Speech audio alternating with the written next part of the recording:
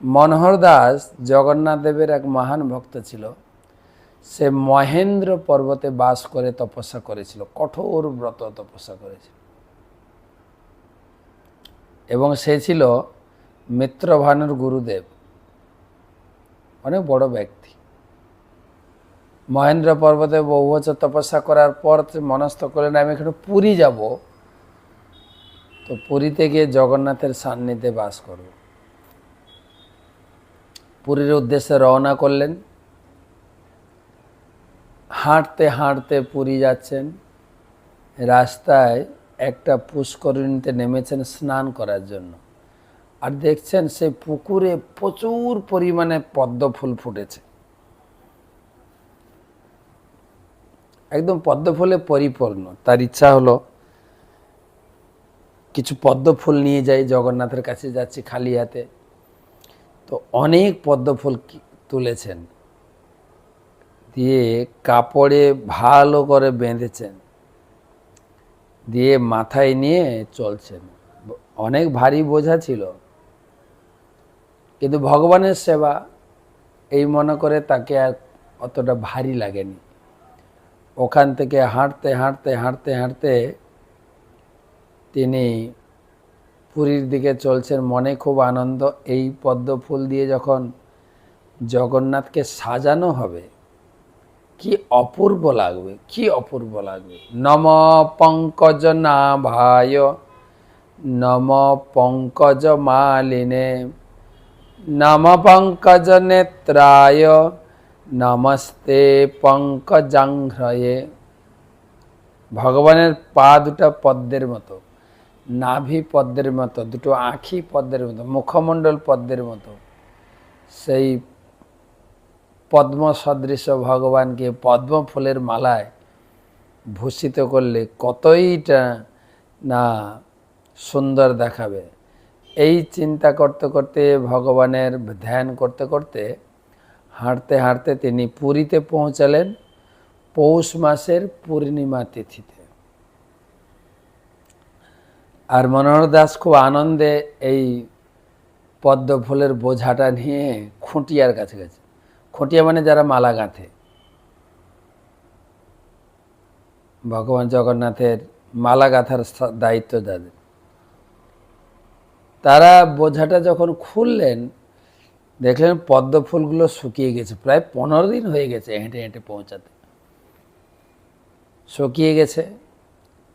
যেহেতু অনেক দিন আগে পদ্ম ফুলগুলো তোলা হয়ে গেছিল, বিবর্ণ শুষ্ক হওয়ার ফলে সে খুঁটিয়ারা মানে যারা মালা গাঁথে তারা এটাকে গ্রহণ করতে চাইলেন না। বুঝি শুকনো শুকনো ফুল দিয়ে কী করে মালা গাঁথে। আর এ বেচারা এত মর্মাহত হলেন, মাথায় বয়ে বয়ে নিয়ে এসে এত বড় ভারী বোঝা। আবার তিনি মনে সংকল্প করেছেন ভগবানকে পড়াবেন, আর এরা নিচ্ছে না।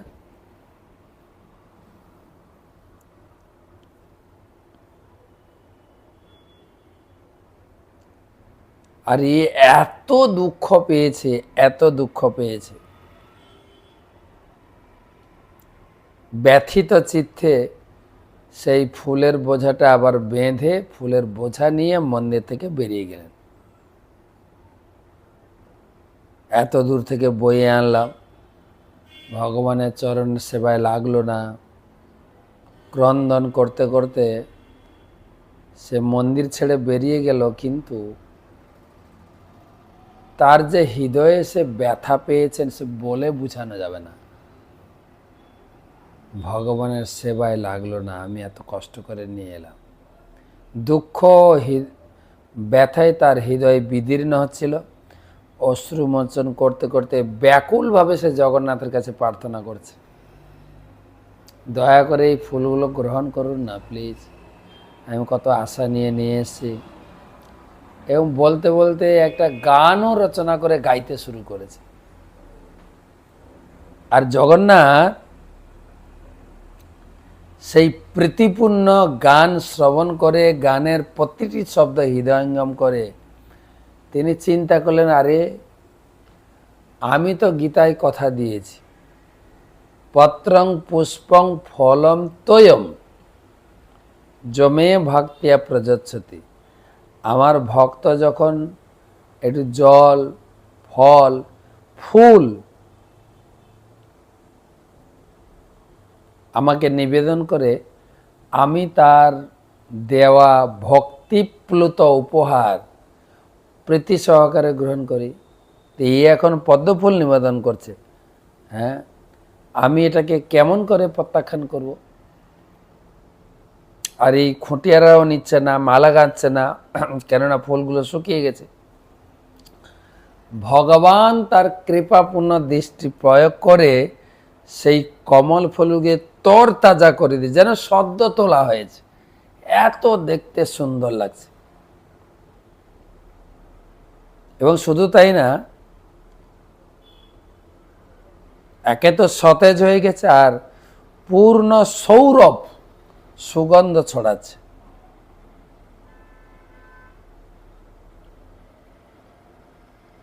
যদিও ফুলগুলি 15 দিন আগের তোলা, কিন্তু ভগবানের দৃষ্টিপাতের ফলে ফুলগুলি মনে হচ্ছে যেন এই সদ্য তুলে নেওয়া হলো। মন্দিরের কর্তৃপক্ষের লোকজন এবং সাধারণ মানুষ এই অলৌকিক ঘটনা তারা দেখছিলেন এবং সকালে বিস্মিত হয়ে গেছে।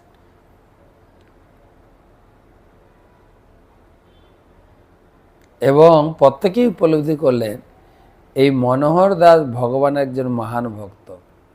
মনোহরের ভক্তিভাবে সন্তুষ্ট হয়ে প্রভু জগন্নাথ এই ফুলগুলোকে সদ্য প্রস্ফুটিত তরতাজা করে দিয়েছে। আর মন্দির কর্তৃপক্ষ সেই খুঁটিয়াদের, যারা মালা গাঁথে, তাদেরকে আদেশ দিলেন এই ফুলগুলো নিয়ে সুন্দর একটু মালা তৈরি করে জগন্নাথকে সাজা। আর সেই দিন বড় সিঙ্গার বেশে এই পদ্ম ফুল দিয়ে ভগবানকে সিঙ্গার করা হয়েছে। তারপরে পূজারী বিস্তাকে একটা বিশেষ ক্ষীর নিবেদন করলেন এবং তারপর সকল ভক্তরা সেই ভগবানের অপূর্ব পদ্ম ফুলে শোভিত রূপ দর্শন করে ভক্তরা উপভোগ করেছিলেন এবং মোহিত হয়ে গেছিলেন। এত সুন্দর লাগছে জগন্নাথ। সবাই জগন্নাথের জয়ধ্বনি, সেই মনোহর দাসের জয়ধ্বনি, ভক্ত ভগবানের যে প্রীতির সম্পর্ক, ভক্ত যখন ভগবানকে কিছু প্রীতি ভরে দেন, ভগবান কিভাবে গ্রহণ করছেন প্রত্যেকটা লীলাতে আমরা পাচ্ছি। আর এই সমস্ত লীলা পুরাণে কাহিনী না। জগন্নাথ মন্দিরে একটা ডায়েরি আছে, প্রতিদিন কি কি অপূর্ব লীলা ঘটছে জগন্নাথে, তারা উড়িয়া ভাষায় ওটাকে নোট করে বা লিখে রাখেন। আর সৌভাগ্যক্রমে ছিল ভক্তি পুরুষোত্তম স্বামী মহারাজ সেই গ্রন্থ হাতে পেয়েছিলেন, সেখান থেকে সব বিভিন্ন ভাষায় অনুবাদ করা হয়েছে। ঘটনা তো একদম সদ্য ঘটিত ঘটনা। অদ্যাপি হ সেই লীলা করে গৌর রায়, কোন কোন ভাগ্যবানের দেখিবারে পায়। এখনো ভগবানের লীলাসমূহ ঘটে চলেছেন। কোন কোন ভাগ্যবান ভক্ত বা কোন ভগবানের প্রেমিক এই জিনিসগুলো উপলব্ধি করেন। ভগবান তার সঙ্গে এই ভাবের আদান প্রদান করে, যেরকম মণি দাস, মনোহর দাস। হ্যাঁ, এখানে মহারাজ লিখছেন, এই ঘটনার স্মৃতিতে প্রতি বছর মাঘ মাসে শ্রী জগন্নাথ দেবকে একদিন কমলমালায় শোভিত করা হয়। সেই বিশেষ দিনটি প্রভুর যে বেশ তিনি গ্রহণ করেন তার নাম হচ্ছে পদ্মবেশ, যা আজও খুব প্রসিদ্ধ। যে যথামাং প্রপদ্যন্তে তাংস্ততৈব ভজাম মম বর্তানুবর্তন্তে মনুষা পার্থ। ভগবান ভক্তের হৃদয়ের ভাব গ্রহণ করেন, তার নাম হচ্ছে ভাবগ্রাহী। তাই প্রীতি ভরে আপনারা যা দেবেন ভগবান গ্রহণ করবেন। তবে ভগবান বলেছেন তোমার হৃদয়টাকে শুদ্ধ করতে হবে। তো শুনছিলেন জগন্নাথের অপূর্ব লীলা, মনোহর দাসের কথা। এখন ভাগবত রসমাধুরী, আজকে নতুন অধ্যায়, পঞ্চম স্কন্ধ সপ্তদশ অধ্যায়ের আজকে প্রথম শ্লোক আলোচনা। মা গঙ্গার এই মুহূর্তে অবতরণ হয়েছিলেন অক্ষয় তৃতীয়া তিথিতে। তো কীভাবে এসছিলেন তার অপূর্ব কাহিনী ভাগবতে বর্ণনা করা হয়েছে। যেহেতু এর আগের অধ্যায়ে আলোচনা করা হলো ব্রহ্মাণ্ডের অবস্থান, আয়তন, তার পরিকাঠামো, কি কি নদী আছে, কি কি গাছ আছে, এবং সেই নদীতে কি জুস রয়েছে, আমের জুস না আখের জুস, এসব বর্ণনা হয়েছে। সেই ব্রহ্মাণ্ডের আরেকটা বিখ্যাত নদী, যিনি সর্বনদীর প্রতিভু, সর্বনদীর প্রতিনিধিত্ব করছেন, মা গঙ্গা, পতিত পাবনী মা গঙ্গা।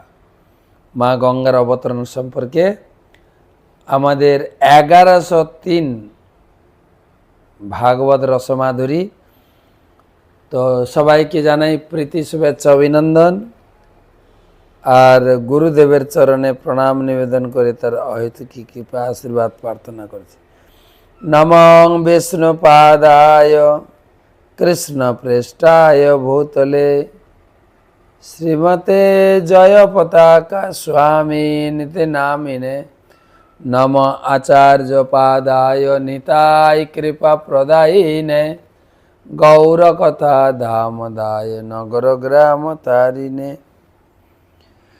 শ্রীশুক উবাচ তত্র ভগবত সাক্ষাৎ যজ্ঞলিঙ্গস্য বিষ্ণু বিক্রমত বাম পাদাঙ্গুষ্ঠ নখ নির্ভি নর্ধা গুটকা হবিবরেণান্ত প্রবিষ্টা যা বাজ্য জলধারা তচ্চরণ পঙ্কজ বনে জনানুর নকি যুগ্ম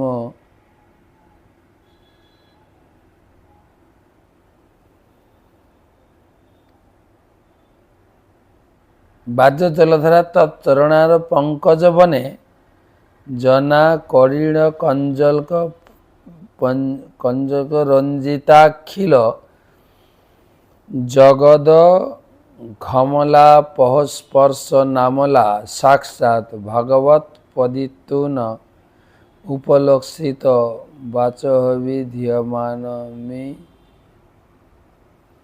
তিমহতা কালেন যুগ সহস্র উপলক্ষেণ দেব মূর্খণা ততার মূর্ধন্য ততার যত শ্রী বিষ্ণু পদম আহু।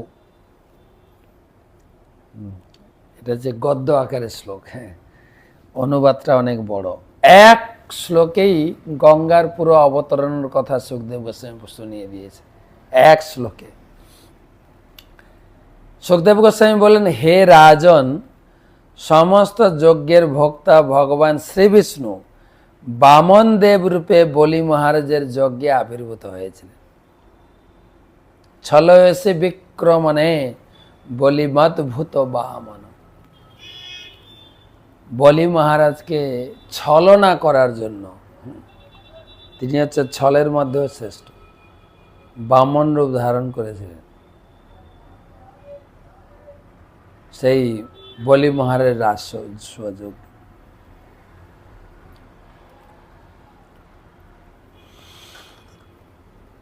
অ্যাকচুয়ালি বলি মহারাজ স্বর্গরাজ্যটা দখল করে নিয়েছিলেন। দেবতারা যখন প্রার্থনা করলেন স্বর্গরাজ্য ফেরত দেওয়ার জন্য, কশ্যপ আর অদিতির পুত্র রূপে আদিত্য বামনদেব, তিনি ব্রহ্মচারী বেশ ধরে জটা জুটো পরে তিনি কমণ্ডুল হাতে আর দণ্ড হাতে নিয়ে চলছেন, খড়ম পায়ে পড়ে তিনি চলছেন বলি মহারাজের রাজসভায়। আর বলি মহারাজ ছিল অত্যন্ত দানী, প্রচুর দান করতেন। আর ইনি গেছেন দান চাইতে, ভিক্ষাম দেহি ভিক্ষাম দেহি।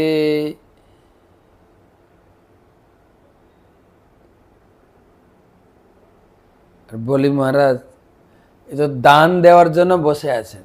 বলছে ঠিক আছে, হে ব্রাহ্মণ বালক বটু, তোমার কি ভিক্ষা লাগবে বলো। তখন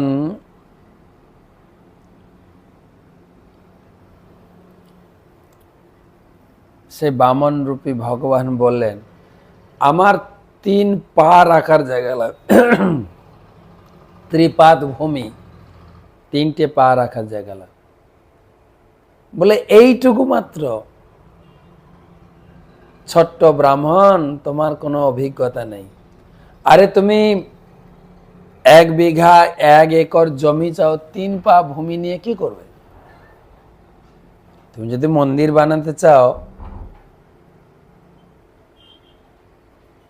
হ্যাঁ, 5 কাঠা 10 কাঠা 1 বিঘা 100 একর জমি সংগ্রহ করো। তো সেই বামন দেব বলেছিলেন, ব্রাহ্মণ সবসময় সন্তুষ্ট,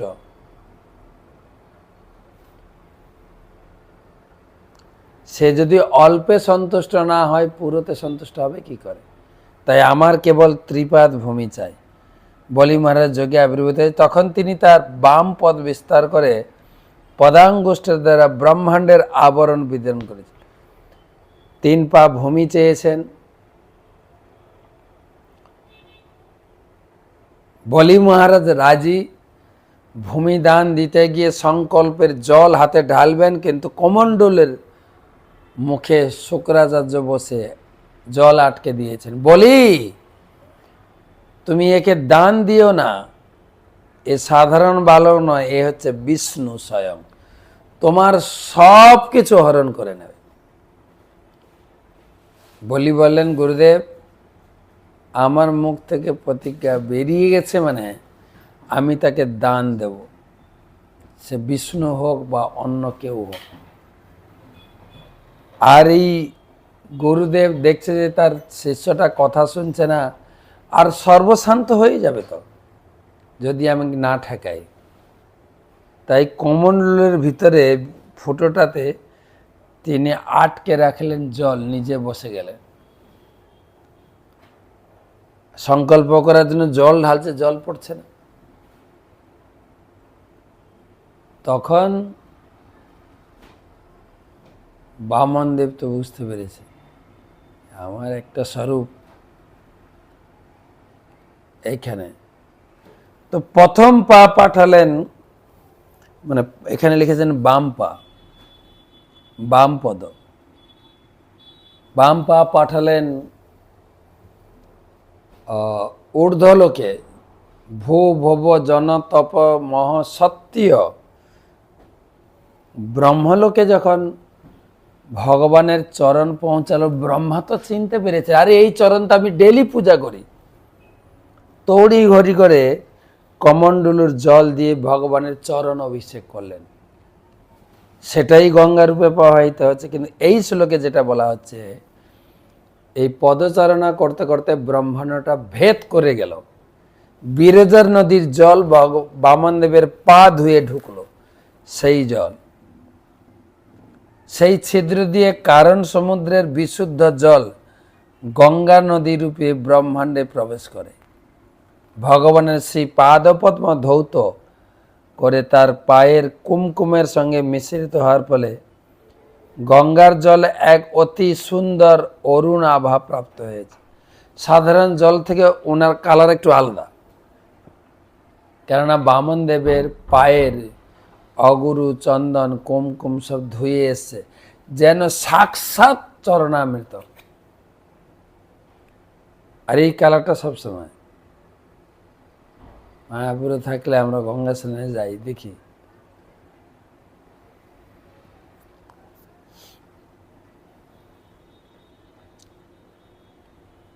কি কি মিশ্রিত ছিল, কুমকুম, অগুরু, চন্দন, সেই জন্য ওর কালার একটু আলাদা।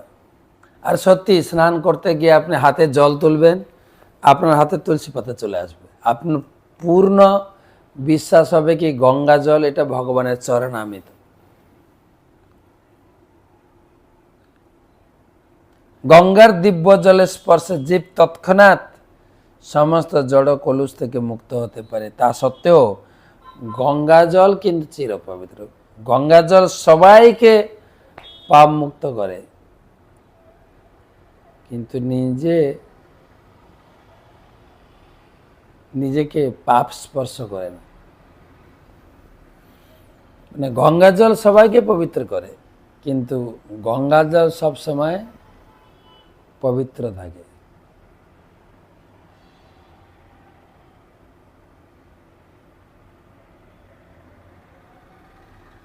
গঙ্গা যেহেতু এই ব্রহ্মাণ্ডে অবতরণ করার পূর্বে সাক্ষাৎভাবে ভগবানের শ্রীপাদ স্পর্শ করেছেন, তাই তিনি বিষ্ণুপদী নামে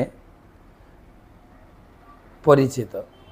এখানে বিষ্ণুপদী, আমি নেপালে ছিলাম, বিষ্ণুমতি ছোট্ট একটা জলের ধারা আমাদের মন্দিরের একদম পাশ দিয়ে বয়ে চলেছে, আর সে উপর থেকে পড়ছে। আমি প্রায়, আমার ট্রেনিং ছিল ওখানে, প্রায় 20 দিন ছিলাম।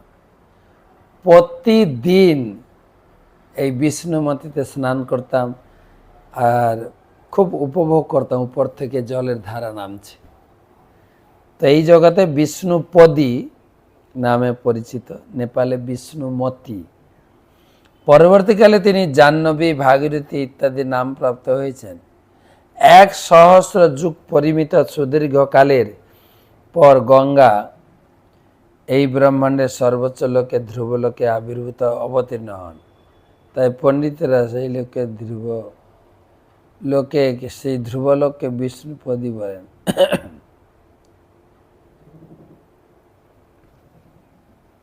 বিষ্ণুপতি মানে ভগবান বিষ্ণুর পাদপদ্ম থেকে প্রকাশিত, অর্থাৎ তার নিবাস হচ্ছে ভগবানের পাদপদ্মে। আজকে সকালে একটা প্রশ্নের উত্তর দিলাম, লিখেছেন কেউ কেউ বলেছেন এই গঙ্গা জলকে সব পূজাতে ব্যবহার করা যাবে, কেবল কৃষ্ণ ঠাকুরকে দেওয়া হবে না। আচ্ছা কেন? না, তার চরণ থেকে এসেছিলেন, আর ওই রকম ক্যালকুলেশন করলে হবে না। পবিত্র তো অবশ্যই পবিত্র, সব ঠাকুরের সেবায় লাগবেন, কোনো অসুবিধা নেই। ঠাকুরের সেবায় লাগাবেন কি, গঙ্গা জল দিয়ে সব কিছু আগে পরিশুদ্ধ করবেন, যা যা ঠাকুরের সেবায় লাগাতে চাইছেন তারপরে লাগাবেন। তো কিভাবে গঙ্গার অবতরণ হলো সুখদেব গোস্বামী বর্ণনা করলেন একটা শ্লোকে। প্রভুপাদ তাৎপর্য লিখছেন, এই শ্লোকে সুখদেব গোস্বামী গঙ্গার মহিমা বর্ণনা করেছেন। গঙ্গার জলকে পতিত পাবনী বলা হয়, কারণ তা সমস্ত পাপীদের উদ্ধার করেন। শুধু তাই না, প্রতিদিন চৈতন্য মহাপ্রভু গঙ্গা জলে স্নান করতেন, তৈলমর্দন বা গঙ্গা লীলা করতেন। প্রভুপাদ লিখছেন, নিয়মিতভাবে গঙ্গা স্নান করলে যে অন্তরে বাইরে পবিত্র হয়ে যায় তা সর্বজন বিদিত।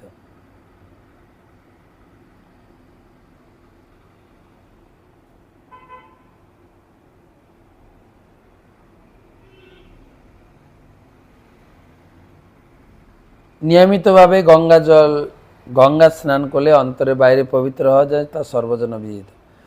বাহ্যিকভাবে তার শরীর তখন সব রোগ প্রতিষেধ করতে পারে এবং অন্তরে তিনি ধীরে ধীরে ভগবত ভক্তি লাভ করবেন। প্রভুপাদ লিখেছেন। যাদের গঙ্গার পাড়ে বাড়ি প্রায় স্নান করুন। শঙ্করাচার্য প্রমুখ বহু ঋষি গঙ্গার মহিমা কীর্তন করেছে। তাই গঙ্গা স্নান করলে নিঃসন্দেহে আধ্যাত্মিক লাভ হবে, দৈহিক সুখও লাভ হবে, উভয় দিকে উপকার হবে, কোনো লস নেই।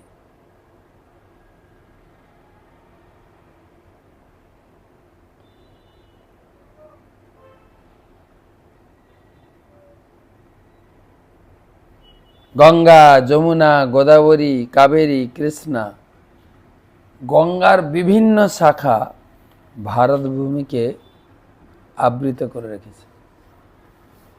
গঙ্গা, প্রভুপাদ বললেন গঙ্গা জলে ডেলি স্নান করা, গঙ্গা জল পান করা উভয় দিকে লাভ, পারমার্থিক এবং জাগতিক উভয়।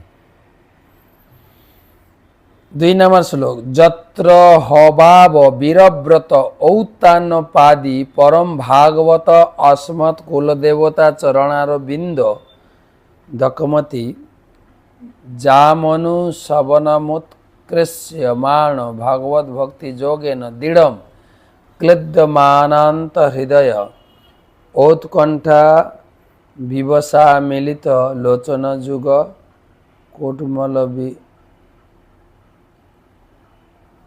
বিগলিত মলবাষ্প কলয়াভি ব্যজন মান রোম পুলক কুলক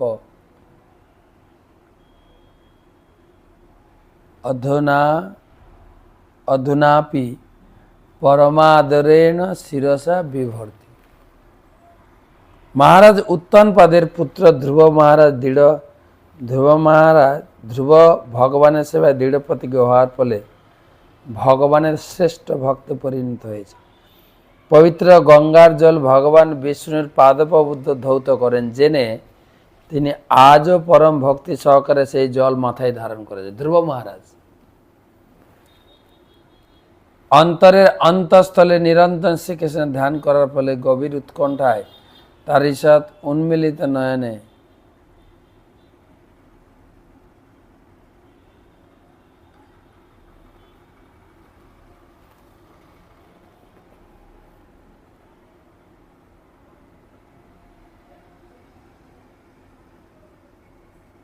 অনুবাদটার উপরই, মহারাজ উত্তানপাদের পুত্র ধ্রুব মহারাজের সেবায় ধ্রুব মহারাজ ভগবানের সেবায় দৃঢ় প্রতিজ্ঞ হওয়ার ফলে ভগবানের শ্রেষ্ঠ ভক্ত রূপে বিখ্যাত হয়েছিল।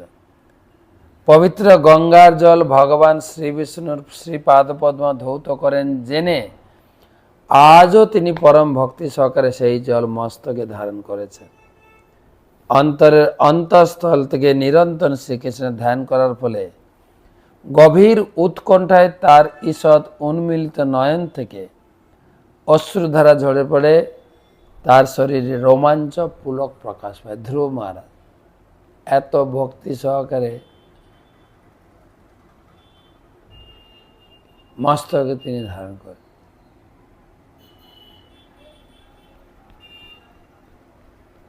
তিন নম্বর শ্লোক, ততঃ সপ্তর্ষয়স্তৎ প্রভাবাভিজ্ঞা যাং ননু তপস আত্যন্তকী সিদ্ধ ঋতাবতী ভগবতী সর্বাত্মনি বাসুদেব অনু পরত ভক্তি যোগ তেনৈপেক্ষিতা নাথাগমগতয় মুক্তি মিমাগতা মুমুক্ষুব ইব সবহু মানমদ্যাপি জটাজুটেরুদহন্তি।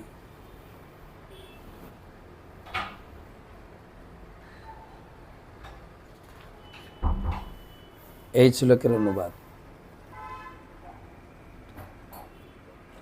মরীচি, বশিষ্ঠ, অত্রি আদি সপ্তর্ষি ধ্রুবলোকের নিচে বাস করেন। গঙ্গার মহিমা উত্তম রূপে অবগত হয়ে তারা আজও গঙ্গার জল তাদের জটাতে ধারণ করে। শুধু ধ্রুব মহারাজ নয়, বড় বড় মুনি, ঋষি, যোগী তারাও গঙ্গাকে মস্তকে ধারণ করেন।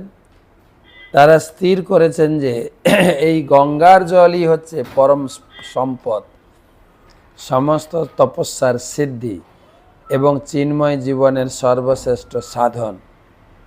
ভগবানে অপ্রতিহত ভক্তি লাভ করে তারা ধর্ম অর্থ কাম এমনকি মোক্ষকে উপেক্ষা করে। গঙ্গা জলের এত মহিমা, তারা মোক্ষকেও প্রত্যাখ্যান করেছে। জ্ঞানীরা যেমন ব্রহ্মজ্যোতিতে লীন হয়ে যাওয়াকে পরম প্রাপ্তি বলেন, আর এই সপ্তর্ষি ঋষিরা তেমন ভগবত ভক্তিকেই জীবনের পরম সিদ্ধি বলে মনে করে। ভক্তি সব কিছু।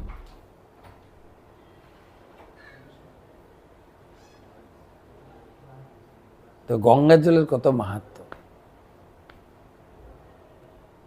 কমপক্ষে যারা, আর আমরা তো আরো মহিমাপূর্ণ এই কারণে, এই গঙ্গার তীরে প্রতিদিন গৌর আরতি হয়।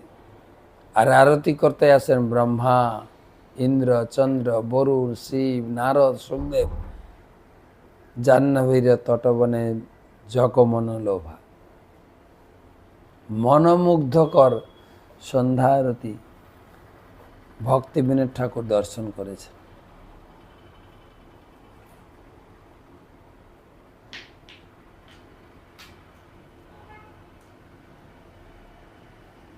বড় বড় ঋষি, মুনি, যোগী তারা।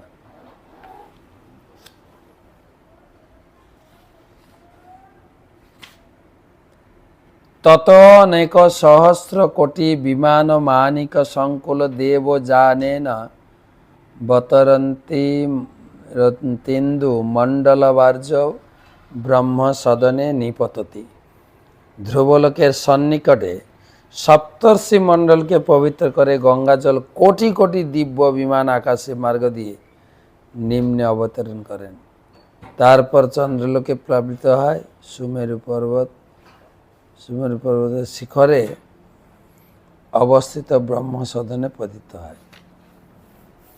এই শ্লোকের উপর প্রভুপাদের তাৎপর্যটা পড়ি।